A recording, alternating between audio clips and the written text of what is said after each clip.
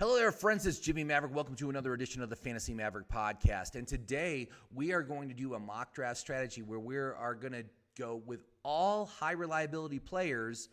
And because we're picking late in a 12-team league, we decided to go 0 RB and see what kind of team we can build. I like it. What do you think? Well, let's check it out. Listen up. It's time for the Fantasy Maverick podcast, starring the guy who's going to help you win that fantasy championship, Jimmy Maverick.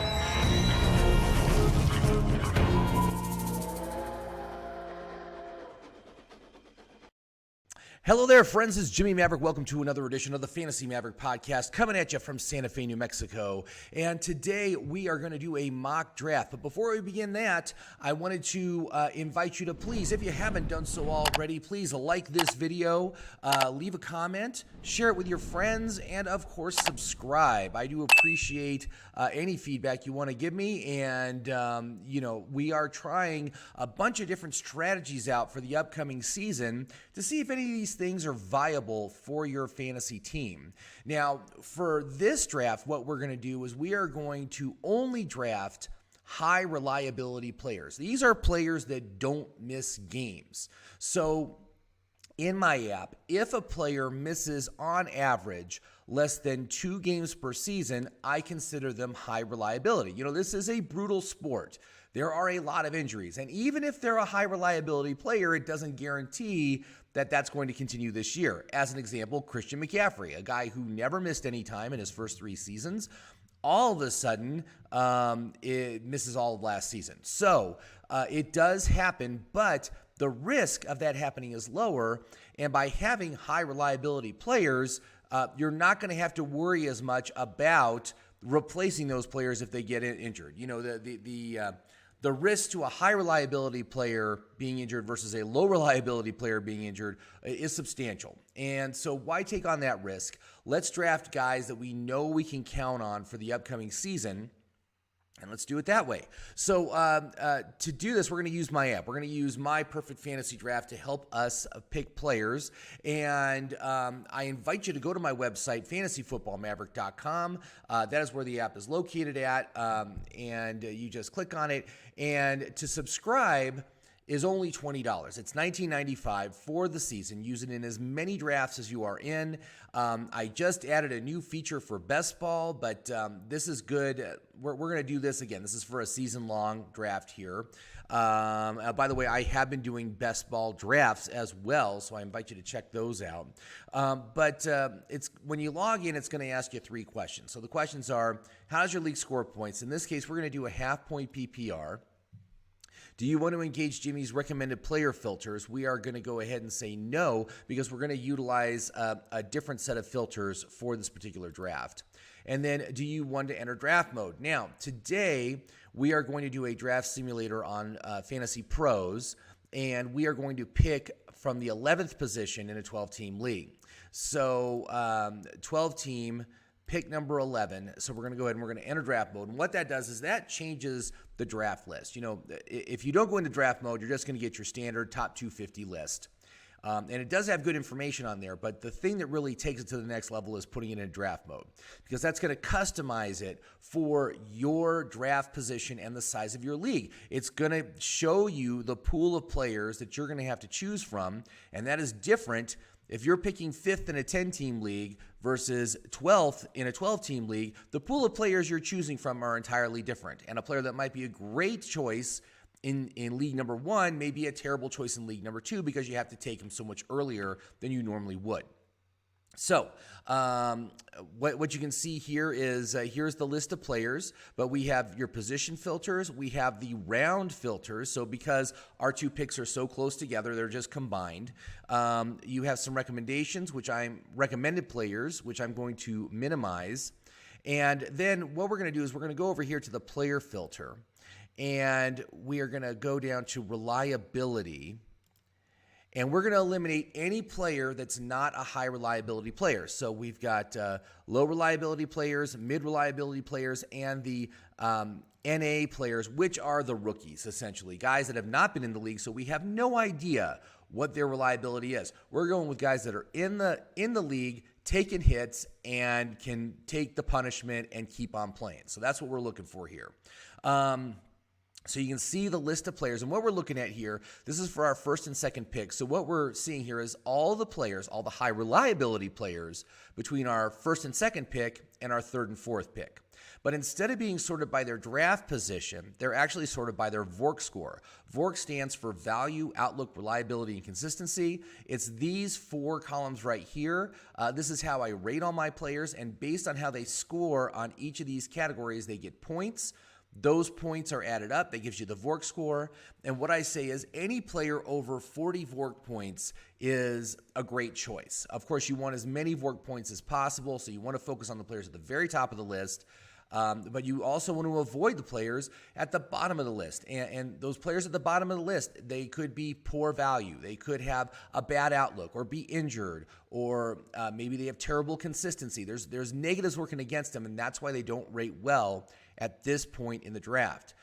Now, if you take those players and they are available into later rounds, you will see that their VORC score rises, because right now the VORC score is based off of our first pick at pick number 11. Next round, it's going to be based on our third pick, which is pick number, in this case, at 35. Okay, so if a player from this list makes it to the next round, they are going to be substantially more valuable just on the value score. So that's something to consider. So I've already got this thing set up on Fantasy Pros.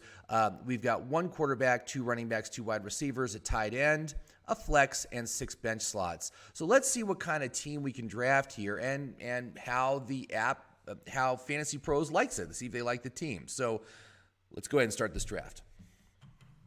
So you can see here, if we're looking at the first round, the players at the top of the list are players like Stephon Diggs, DeAndre Hopkins, DK Metcalf, Aaron Jones, Jonathan Taylor is a long shot. That's what little gun means. He's a long shot.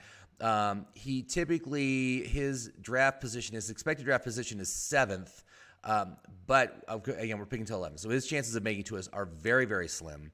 Travis Kelce, the number 1 tight end. Darren Waller, also a fantastic option for tight end, is also being recommended here. But here's the thing I want you to know. When you're picking late, it is a very viable alternative that you, instead of going running backs early, that you go with these other positions. Because when you're at this point in the draft, late in the first round, you're not going to get an elite level running back. Okay, they're basically going to be all gone. Maybe Zeke will make it to you. Zeke is one who I would consider for sure. But these are guys that are going to be of lower value than a high-end wide receiver 1, which you could get. For instance, players like Stephon Diggs or DeAndre Hopkins or Tyreek Hill. Those are guys that you could get late in the first round, early in the second round, that will give you a really good advantage in the wide receiver position. Whereas the running backs aren't really going to help your team overall at this point. So it's something to consider, is to go against the grain. And of course, I have been stressing that you want to get yourself oh, look at that. Tyreek Hill did make it to us. Let's just take a look at the draft board to see who came off. So again, it was, and look, even Aaron Jones came off. So it was just a slew of running backs, and then Stephon Diggs was taken with the 10th pick, so it's now to us. So it's going to be a quick turnaround. Only 2 players are going to be picked between us. Right now, we could take Travis Kelce with our first overall pick. And we could gamble to see if he makes it to the 2, but if we do, we're going to lose some value there, whereas there will still be fantastic wide receivers available with our second pick. I doubt that Tyreek Hill would make it, but DeAndre Hopkins or one of those other guys would be absolutely great. So let's just look at the cheat sheet here. And I always like to evaluate. So there's guys like Nick Chubb, Austin Eckler, Cam Akers. These guys are not good as RB1s. They're very low-rated RB1s. So that's why I'm like, well, why not go with a high-end tight end or a high-end wide receiver like we can get? This is what you have to consider when you're in these games. And one of the things is we're only taking high reliability players Tyreek Hill is not a high reliability player. He's missed time. So he is mid reliability. So we're not going to take him in this draft. But Travis Kelce does not miss time. So I think he is a great choice for our first overall pick. The number one tight end. We will absolutely have the best tight end in the league. Although I do very much like Waller as well. But you can see that they just went around the corner. 2 more running backs were taken, it looks like. Hold on here. Let's go to the draft board. So, yeah, Nick Chubb, Cam Akers was taken. So now it's back to us. So we could still get ourselves a true wide receiver 1. And if we look at the wide receivers, obviously Diggs was already taken. Hopkins is my number 2 rated, as according to Vork. Again, high reliability, 9 out of 10 consistency. That is absolutely the best you can get. We also got players like DK Metcalf, A.J. Brown, Keenan Allen. But really, I think we need to go with Hopkins since Diggs was taken. And in a lot of cases, Diggs will probably make it to this point. So, I like Diggs as well. But let's go ahead. We're going to take ourselves Hopkins. And you can see here, where's Ridley on this list? Ridley does not rate as high reliability. It looks like he has missed some time. Adams is a guy who doesn't rate well as far as value in my system, just because of the questions at quarterback. Of course, if Aaron Rodgers comes back, he's going to be very, very highly rated. But right now, I got him as a regression candidate. And assuming that it is going to be Jordan Love, is going to be his quarterback. So downgrade there. But Hopkins, great situation, great offense. He's playing with a quarterback on a contract year. I mean, there's a lot of stuff going for Hopkins. So that's why he rates so well in my app. So let's go ahead. We'll take Hopkins with our second pick. And now let's go to the 3rd, 4th round and see who's available. So for high reliability players, we've got CeeDee Lamb, Robert Woods, Cooper Kupp, Mike Evans. These guys all rate over 40 Vork points. Of course, CeeDee Lamb, one of my favorite picks for the upcoming year. Another high reliability, 10 out of 10 consistency. I think his upside is fantastic. Wide receiver 1. The guy's going to be a wide receiver 1. He's this year's DK Metcalf or Calvin Ridley. That's how I see CeeDee Lamb. Now, we can also look at the running backs, and you can see not a lot of great choices. J.K. Dobbins is a long shot to make it to us. He probably won't be there. But Chase Edmonds, and then we've got Kareem Hunt. Now, Kareem Hunt is worth a look here. He's currently going at 43, so he will not make it to our next pick. Let's just take a look. Let's see what we got going on here. And so you can see it looks like the 3 elite tight ends all came off in the interim. That is to be expected. And we still have, Swift is still on the board. Sanders, again, these guys are not high reliability. But it looks like Dobbins is not available. We expected that. So let's just go. Let's just keep going with this. And if we look at the wide receivers, now there was Robinson still available, right? So let's see here. Robinson is still there. Cooper, and again, Cooper's there as well. If it's between Cooper and Lamb, I'm taking Lamb. That's what it comes down to. But let's look at how Robinson's does. And one of the things you can do is you can restore a player from a prior round who should have already been gone at this point. So if you'll see him down at the bottom under the removed players, you can just restore him. And how does he rate? Well, he does rate very well. Vork score 51 points, high reliability, 7 out of 10 consistency. I think some of his negatives are new quarterback, uncertain situation, as far as what would happen when Justin Fields takes over. We're talking potential rookie quarterback coming in, so that's very risky. CeeDee Lamb actually rates as better value than him, and you've got, Dak Prescott, who's going to be the better quarterback between these 2 receivers. Definitely CeeDee Lamb, for sure. So I like the idea of going with CeeDee Lamb here. And so let's go ahead and do that. And now we have a choice. So we can go with a 3rd wide receiver. Someone like Robert Woods would be absolutely fantastic. We could go with Allen Robinson at this point. Actually, Robinson would also be a great choice if he made it to us. Did he make it to us? He did not. He was taken. That's not surprising. So, but we got Woods there. Amari Cooper still there, although I'm not going to take two receivers from the same team. Woods I very much like.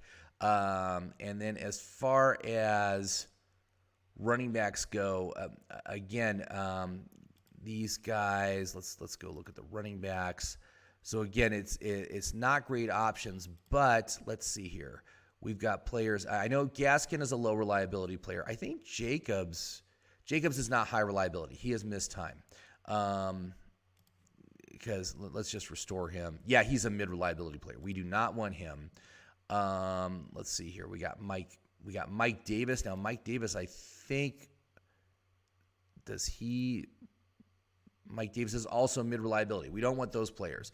So we can really go right now, and we could either take like a quarterback, which would be very interesting to take at this point. We got Josh Allen, high reliability player, would give us an absolute top 3 option every week. Kyler Murray is also one. We could do the stack with DeAndre Hopkins. I really like that. But I'm inclined to wait till the next round to see what quarterbacks make it.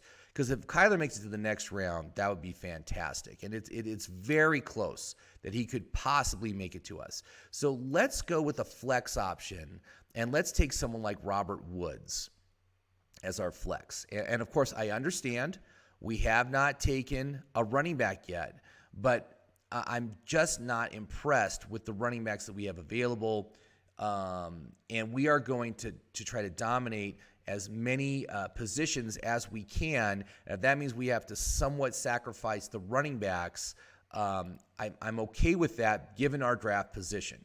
So let's go ahead. Let's take Robert Woods, high-end RB2. So we have 3 excellent, top-notch, high-reliability wide receivers plus Travis Kelce on our team. So we already have the best wide receiver core.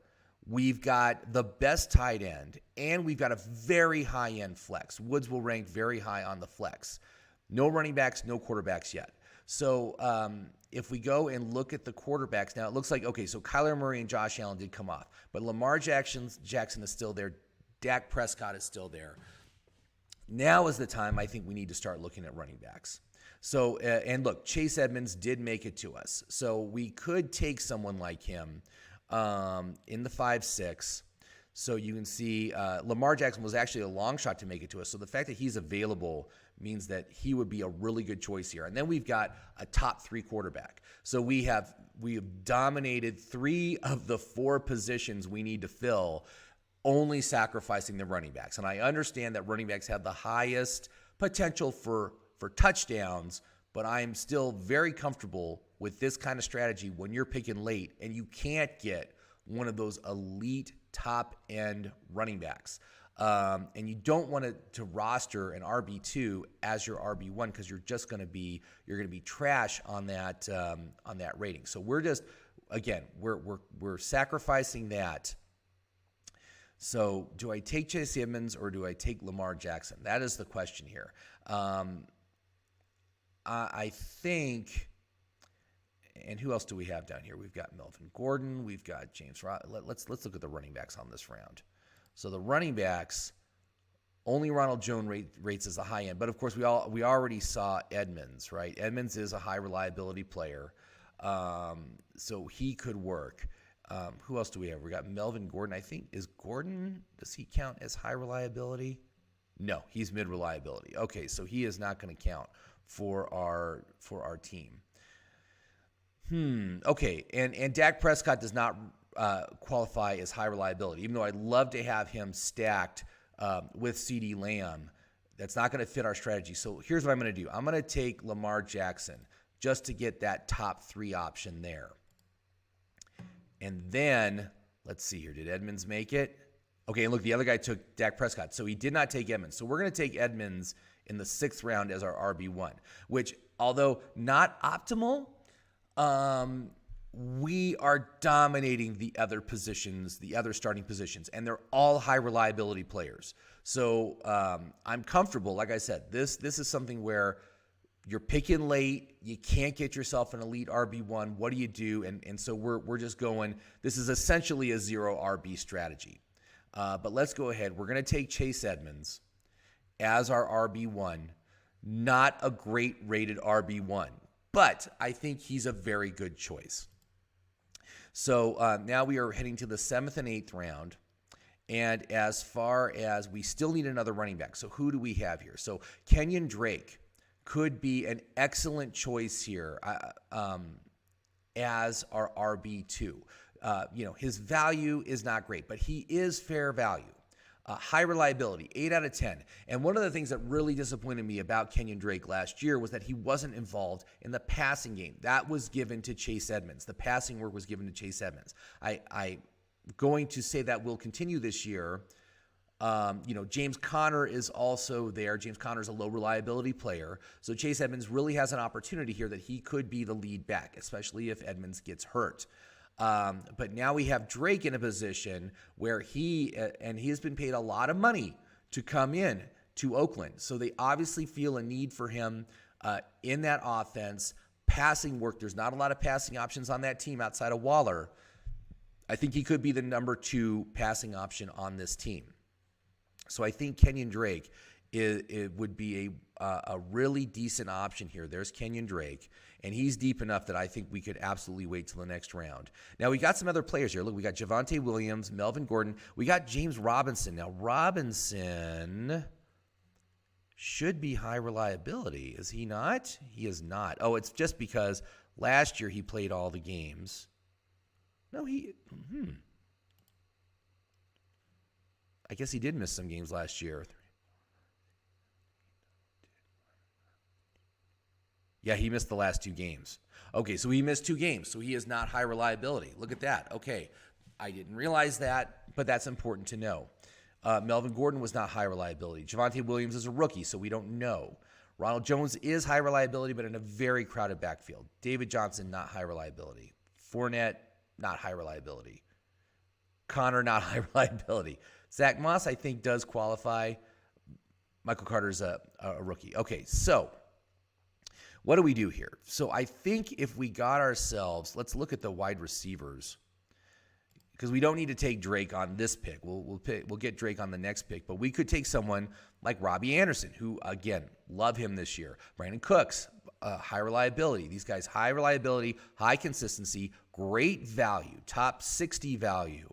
We're in the 7th round, so they would be both excellent choices. And I have a preference for Robbie just because his quarterback, he's played with before. They already have chemistry. They've already been productive together, so I like him. There's Brandon Cooks right there. So I think let's go ahead and take Robbie Anderson as our 4th wide receiver. That is so good. Man, I love the wide receivers we have. And really, I don't think we need to take another wide receiver. We've got 4 high reliability guys. Let's see here. They all have different bye weeks, so we're good there. And I think now is the time that we will take Kenyon Drake. And again, I mean, you might have a preference for one of these other guys, but again, we are only going high reliability players that don't miss time. So that's what we want. Kenyon Drake has proven that he plays basically every game that he is in. So I like that. So we got Edmonds and Drake as our running backs. Obviously, that is terrible as our RB1 and RB2, but I am not super worried about it just because of the makeup of the rest of the team. Top 3 quarterback, top 3 wide receiver, top tight end, a very, very strong flex. I'm saying it's going to be a top 5 flex with Robbie Anderson already on the bench. So let's just go and let's just start. Let's use the rest of our bench slots just to grab running backs. And what we can do is we're going to do dart throws here, and hopefully a couple of these guys pay off. But let's look at the running backs for the 7th, 8th round. So we already took Drake. So we got A.J. Dillon, Gus Edwards, both those guys, high reliability. I like them both. Edwards, I think, is probably the stronger choice. A.J. Dillon playing behind a high reliability player. Obviously, they're both playing behind high reliability players, but Gus Edwards does get enough work that he could be flex worthy on any given week. So I kind of like going with Gus Edwards. And who knows, we might be able to get both. We could maybe get both A.J. Dillon and Gus Edwards, but I'm going to take Gus. Let's see what the other guy does. Okay, so he did not take any running backs. He took Jones and Higbee. Okay, great. So we have A.J. Dillon. So A.J. Dillon is also available here. And these guys don't have great value. You know, that's the thing. They don't have really good value, but they have upside. And that's what we're playing for here. It's upside in the running back position. So let's go ahead and take A.J. Dillon. And, of course, you know, on Green Bay, Jamal Williams is no longer there, so that role is available for him. Again, gives him potential flex value on any given week-to-week basis. Okay, so we have Gus Edwards and Kenyon Drake with the same bye week, so that's a little bit concerning, but I'm okay. We do not need to take another quarterback. We do not need to take another tight end. So, again, we are just going to load up on running backs. And again, Daryl Williams, Kansas City Chiefs. He is the next guy up after CEH. CEH is a mid-reliability player. So let's go ahead and take Daryl Williams. I like Daryl Williams. And you can see here we got Coleman, who I do not like, low reliability. Kenneth Gainwell, unproven. Sony Michel, not high reliability. Marlon, well, let's go to the app. Let's go to the. Where are we now? We are at pick number. Oh, we're at pick number 12. Okay, look at that. All right, so pick 12. Who do we got? We got J.D. McKissick, Russell Gage, Mecole Hardman is what it's looking at here. McKissick is high reliability as well. I kind of like that. Is he still available? I don't know if he's still available. No, he's gone already. Shoot. All right. James White. Salvin Ahmed is a high reliability player playing behind a low reliability player. Oh, he is gone. All right. Let's look at wide receivers. So we got Mooney, Gage, and Mecole Hardman, all high reliability guys. Mooney and Hardman have similar upside. Not great value, though. Let me just look here. I really don't think we need to take another wide receiver here. Mike Williams is still available. Now, Williams might be worth it because he should have already been gone. Mike Williams, let's restore him. He offers top 100 value. Not good consistency, but I got to say, I do like the Chargers offense this year. I think they're going to be really good. We could go ahead and take Williams just to give us an additional insurance piece on the wide receivers, and then we'll close it out with another running back. So let's go ahead and take Mike Williams. I like that top 100 value here this late. And then we're getting to our last pick. So we are at pick number 13. So we've got, let's look at the running backs. Ahmed, Bernard. Not really thrilled with Bernard. Devontae Booker, I think, would be a good choice as he backs up Saquon Barkley. Who's the other guy? Gainwell is not there anymore. No, who was the backup last year? Why am I drawing a blank on his name? But I kind of like this. I kind of like what we did here. So yeah, let's go ahead. Let's get Booker, and of course I don't see him. So let's just see Booker. There he is. Okay, we'll grab Booker with our last pick. And again, dart throw only gives me a C. I guess it didn't really like my strategy. Let's look at the projected standings here. And what I want to see is on the team analysis, we've got the best tight end. We got a top 3 quarterback, 4th ranked wide receiver core. So Hopkins and Lamb gives us the 4th best wide receiver core. The flex is 6th best. So Woods is 6th. Again, best wide receiver, but it's all running backs in front. Oh, except for Mike Evans. Mike Evans does rank a little bit better. But the running backs, again, not surprised. Chase Edmonds, Kenyon Drake. We've got the worst wide receiver core in the league, and that's probably what it's punishing me for. But I got to say, man, I would be comfortable taking this team in with me. To be able to dominate on 4 of the 7 will make a huge is really, and really, I mean, 5 of the 7 are rock solid. Woods is a solid flex. He's good enough to be our wide receiver 2. See, you can see Kupp down here, so Woods would be above him. So, again, I don't see why this would rate so poorly. And when you look at our bench, with all the players we have on the bench, as far as running backs go, we have options to put into the RB1, RB2 slot. And again, you've got let's just go and look at the bench real quick. So let's go look at the team rosters. So, we've got A.J. Dillon and Gus Edwards who could be started on any given week, at least as flex value. But if anything happens to the starters, again, they are solid. Daryl Williams backing up CEH, Devontae Booker backing up Saquon Barkley. So we've got really high upside players, and they're all high reliability. That's the other thing. We don't have to worry about these guys missing time because these guys don't miss time. They play. And that's important for your fantasy team as well because the other teams are going to be hit with serious injuries. And our team is going to be somewhat insulated from that. You can't guarantee it, but to have all high reliability players is absolutely a great thing. Oh, give me a second. I'm going to pause. All right, so here is how the players rate on my app. And as you can see, almost everyone is 3 stars or better for Outlook, which is great.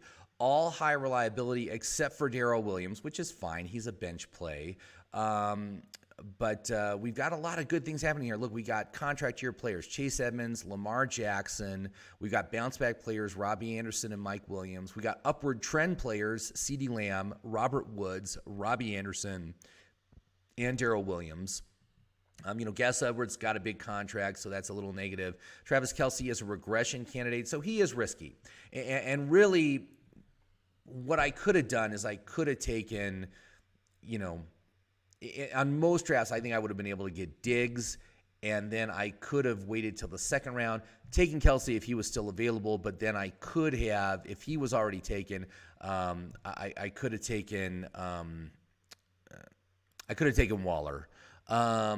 But again, I think this is a very solid strategy to get. Look, with the high reliability, we also got really good consistency among our starters.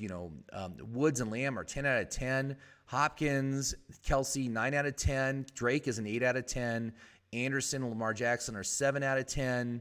So all way above average as far as consistency.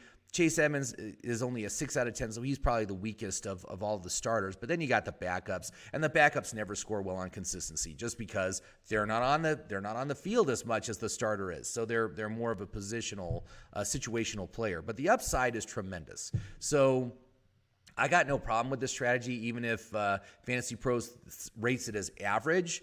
I think this is an above-average team with upside, especially if other teams are going to be suffering injuries, and this team is not going to be suffering it as much. Very strong plays. Everyone's healthy here. There's no injury issues. This is a very strong team to bring in with you to the regular season. So I like this strategy, even though it didn't get as good a rating as I had hoped. But it's not a bad rating as far as average because, again, I think the upside is solid here. So what do you think? What do you think of this team? Do you think I made any mistakes where I should have maybe taken a different player as opposed to the player that I did take? I would love to hear about that. So let me know. But anyway, there you go. So that's it. So that's how the app works. That's how it helps you find the right players at each and every round. And as you can see, it was very good with basically letting us know what round we needed to take what player. And I think there was only maybe, even in the case where it said Robbie Anderson would have made it to the next round, I don't think he would have because he was right at the top of the wide receiver list at that point. But I got to say, I don't hate this team. I think it's a good, solid team.